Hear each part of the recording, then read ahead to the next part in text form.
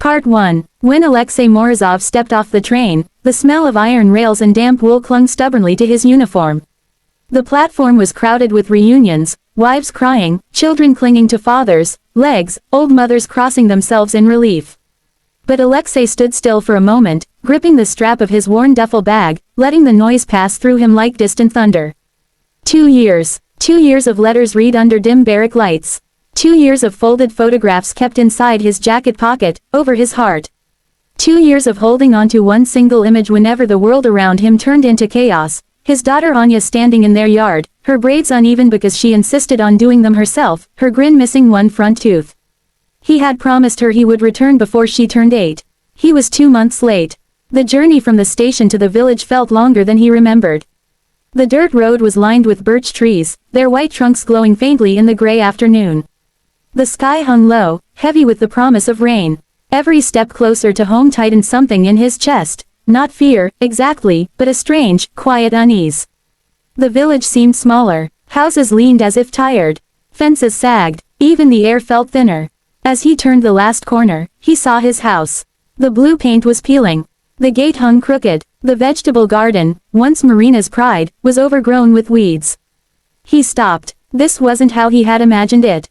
He had pictured Anya running out barefoot the moment she heard his boots on the path. He had imagined Marina smiling shyly from the doorway, wiping her hands on her apron before embracing him. Instead, there was silence. He pushed the gate open slowly. It creaked louder than it should have. "Marina," he called out as he stepped onto the porch.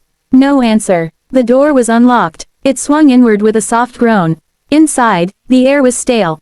A half-empty bottle stood on the table. Dishes were piled in the sink. Dust coated the windowsills. The curtains were drawn, blocking what little daylight remained.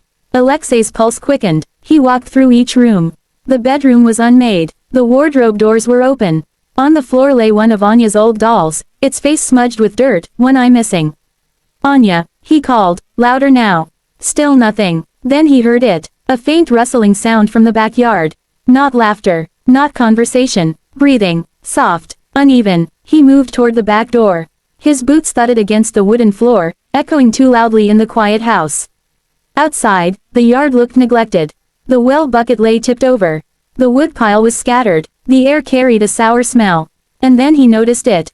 The pigsty door was slightly ajar. The smell hit him first as he approached, thick, humid, mixed with straw and animal waste. He hesitated for a fraction of a second. Something inside him already knew. He pushed the door open. The pigs shifted lazily in the dim light filtering through cracks in the wooden walls. Straw covered the ground in uneven piles. Mud clung to everything, and in the far corner, half hidden by shadows, was a small curled figure. At first, his mind refused to understand what he was seeing. Then the shape moved. Anya. She lay on a thin layer of straw, her knees drawn up to her chest. Her dress was stained and torn. Her feet were bare, small and pale against the dark earth. One of the pigs lay close to her, almost protectively, its warm body pressed near her back. For a long moment, Alexei could not breathe. The world narrowed to that single image. He had seen devastation before. Burned houses, broken bodies, despair carved into men's faces. But nothing, had prepared him for this. He stepped forward slowly, as if afraid that any sudden movement would shatter the fragile scene before him.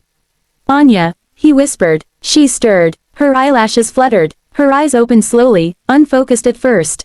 Then they found him. There was confusion there, then disbelief, then something fragile and luminous. "Papa," she breathed. The word barely reached him, but it was enough. He dropped to his knees in the mud, uncaring of the filth soaking into his uniform. He gathered her into his arms carefully, as if she were made of glass. She was lighter than he remembered. Far too light. Her small hands gripped his jacket, fingers trembling. "You came back," she whispered, pressing her face against his chest as if afraid he might disappear.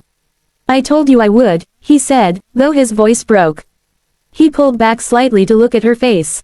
Her cheeks were hollow. There was a faint bruise near her temple. Dirt smudged her skin, but even through it, he could see how pale she was. "Why are you here?" he asked gently. Anya's eyes flickered toward the house. Then back at him. "Mom says I make the house messy," she said quietly. "And Uncle Victor says pigs don't complain." The words landed like stones. "Uncle Victor," Alexei repeated, his voice tightening despite himself. He moved in when you left, Anya explained. Mom said he would help. Help. Alexei's jaw clenched. He had received letters from Marina at first, short ones, practical. Then they had become less frequent. She had mentioned Victor once, casually, saying he was staying for a while to assist with repairs. Alexei had not thought much of it. Now he felt something cold settle deep inside him. Do you sleep here every night? He asked. Anya hesitated. Only when they're angry, she said. Sometimes inside, sometimes here. How often are they angry? She didn't answer. That was answer enough. He noticed then the small details, the way she flinched slightly when a pig shifted suddenly. The way her eyes darted toward the house at the slightest sound. Fear. His daughter was afraid. He lifted her carefully and stood. She wrapped her arms tightly around his neck. Papa, she whispered, are you different now? He froze. Why would you ask that? Mom says soldiers come back changed, she said softly. She says you might not love us the same. Alexei felt something tear inside him. He had seen terrible things. He had done things he would carry for the rest of his life. There were nights when he woke up sweating, hearing echoes of explosions in his dreams. But love was the only thing that had kept him human. I love you more than anything, he said firmly, holding her face between his hands. Nothing can change that. Do you understand me? She searched his eyes carefully, as if measuring the truth of his words. Then she nodded. A small, tentative smile appeared, the first spark of the Anya he remembered. He carried her toward the house. As he stepped inside, he noticed new furniture, a polished cabinet, a larger television, things that had not been there before. Expensive things. He had sent money every month. Nearly all of his military pay. Where had it gone? He set Anya gently on a chair and fetched a blanket from the bedroom. It smelled faintly of unfamiliar cologne. Victor's. Alexei's hands trembled, not with weakness, but with restrained fury. He wrapped the blanket around Anya's shoulders. Stay here, he said softly. I'm not leaving, not again. She clutched his sleeve. Don't let them send me back there, she whispered. His chest tightened. No one will ever send you there again, he promised. And in that moment, something inside him shifted. On the battlefield, he had learned control. Discipline. The ability to lock away rage and act with precision. That training now steadied him. He rose slowly. Through the thin walls, he heard voices approaching, laughter, slightly slurred. The front door opened. Marina's voice. Victor's deeper tone. They stepped into the room and froze. Marina's eyes widened at the sight of Alexei standing there in uniform. For a second, genuine shock crossed her face. Alexei, she breathed. Victor stared, his expression shifting from surprise to irritation. You didn't say he was coming today, Victor muttered. Alexei said nothing. He simply looked at them. Then he looked back at the pigsty visible through the open back door. Silence filled the room, thick and suffocating. No one yet understood what was about to unfold. But everyone felt it. The soldier had come home. And nothing would ever be the same again. Part 2. The silence inside the house did not last long. Marina was the first to find her voice. You could have warned us, she said sharply, as if Alexei's sudden return were an inconvenience rather than a miracle. People usually write before they come. I did, Alexei replied calmly. He did not raise his voice. He did not move toward her. He simply stood between them and Anya, who sat wrapped in the blanket, watching everything with wide, uncertain eyes. Victor let out a dry laugh. Maybe the post got lost, he said, shrugging off his coat. It happens. Alexei studied him carefully. Victor looked well fed. His shirt was new. A gold chain glinted at his neck. His boots were polished. Outside, the pigsty door creaked in the wind. I found her, Alexei said quietly. Marina stiffened. Found who? He did not look at her. Anya. In the pigsty. The words fell heavily into the room. For a moment, Marina's face flickered, not with guilt, but with irritation. She exaggerates, she snapped. It's not what you think. She was sleeping there, Alexei said. Victor crossed his arms. And what if she was? It's warm. The animals give off heat. We did what we had to do. Alexei felt his heartbeat slow. On the battlefield, slowing meant control. Control meant survival. What you had to do, he repeated. Marina stepped forward. You don't understand how hard it's been. You left us. There was barely enough money. Repairs, food, bills. I sent money every month. And it wasn't enough, she shouted. Anya flinched at the raised voice. That tiny movement was the spark. Alexei walked past them without another word and went to the bedroom.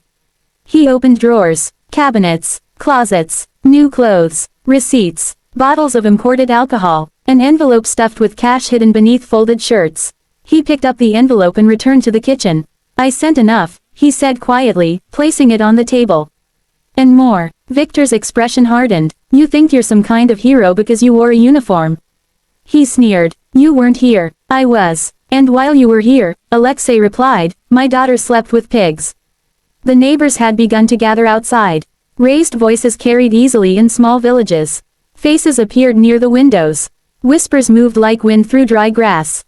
Marina noticed and lowered her tone. Don't make a scene. A scene, Alexei repeated softly. He walked to the doorway and opened it fully. Come, he called to the neighbors. If you're listening, you might as well hear everything. Marina's face drained of color. Victor cursed under his breath. Several villagers stepped into the yard hesitantly, old Pavel from across the road, Mrs. Sokolova clutching her shawl, two teenage boys who had always played with Anya when she was younger. Alexei stood tall in his uniform. Did any of you know, he asked steadily, that my daughter has been sleeping in the pigsty? Eyes shifted. No one answered. Mrs. Sokolova finally spoke, her voice trembling. We saw her outside sometimes. We thought it was temporary. Temporary, Alexei repeated. Pavel lowered his head. We should have asked questions. Yes, Alexei said. You should have. There was no accusation in his tone, only truth. And that made it worse. Victor stepped forward aggressively. Enough of this. You come back after 2 years and start pointing fingers. You have no idea what it's been like. Alexei turned to face him fully. You're right, he said. I don't know what it's been like to drink my pay. To buy new furniture. To let a child freeze outside. Victor's face flushed. Careful. The air thickened. Everyone expected a punch. They expected the soldier to react the way soldiers do in stories, with violence, with fists, with fury unleashed. Instead, Alexei did something no one anticipated. He removed his military badge slowly and held it in his palm. This, he said quietly, reminds me of discipline. Of restraint. Of knowing exactly when to act. He looked at Victor directly. If I acted the way I feel right now, you would not be standing. The yard fell into absolute silence. But I will not disgrace myself in front of my daughter, Alexei continued. I survived war without becoming a monster. I will not become one here. Victor swallowed. Marina stepped backward, fear finally visible in her eyes. You both leave tomorrow, Alexei said calmly. This house is in my name. The land belongs to my family. I have every legal right. You can't just throw us out. Marina cried. I can, he replied. And I will. He turned to Pavel. You will witness it. Pavel nodded slowly. And if you refuse, Alexei added, looking back at Victor, I will involve the police and the village council. I have letters, bank statements, evidence. Victor's confidence faltered. He had not expected preparation. He had expected rage. Rage he could fight. Calm he could not. Marina's voice cracked. You'd destroy your own family. Alexei's expression softened, but only slightly. My family, he said, is that child. He walked back inside. Anya was standing near the doorway, small and silent. He knelt in front of her. Pack your things, he said gently. Only what you love. We're cleaning your room tonight. Her eyes widened. Really? Yes. Behind them, Marina began to cry. Not loudly, but in frustrated sobs. Victor stormed out of the yard, slamming the gate so hard it rattled. The villagers lingered awkwardly. Mrs. Sokolova stepped forward. Alexei, we're sorry. He nodded once. Help her tomorrow, he said quietly. If you truly are. That night, he did not sleep. He scrubbed the floors himself. He washed Anya's bedding. He burned the straw she had used in the pigsty. Anya sat on the bed watching him, as if afraid he might disappear again. Papa, she asked softly. Yes. Are you angry? He paused. Yes, he answered honestly. But not at you. She nodded, thinking about that. Will you leave again? The question pierced him deeper than any blade. No, he said firmly. Not like before. The next morning, the village gathered again. This time, not out of curiosity, but purpose. Pavel arrived with tools. Mrs. Sokolova brought fresh bread. The teenage boys helped carry Victor's belongings to the road. Victor protested at first, shouted, threatened, but the collective weight of the village stood against him. Marina tried once more to argue with Alexei privately. You don't understand, she whispered. I was lonely, so was she, he replied.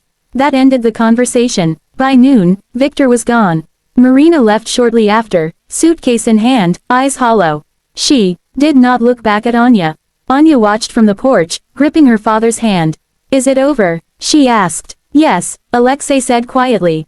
It's over, but endings are rarely simple. The weeks that followed were not easy. Anya woke at night sometimes, startled by small noises. She hesitated before entering rooms alone. She ate slowly, as if afraid the food might disappear. Alexei noticed everything. He found work in a nearby town, repairing machinery at a factory. Honest labor, steady pay. Every evening, he came home before sunset. He rebuilt the fence. He fixed the roof. He tore down the pigsty board by board. Each plank he removed felt like tearing away a piece of the past. The villagers began visiting more often. Not out of gossip now, but quiet support. Mrs. Sokolova started teaching Anya to bake. Pavel helped Alexei repair the well. The teenage boys invited Anya to play again. Slowly, laughter returned to the yard. One afternoon, as golden light spilled across the fields, Anya ran toward him. Papa, catch me. He pretended to chase her, slower than before, letting her squeal with delight. When he finally scooped her up, she wrapped her arms around his neck and whispered, "You didn't change."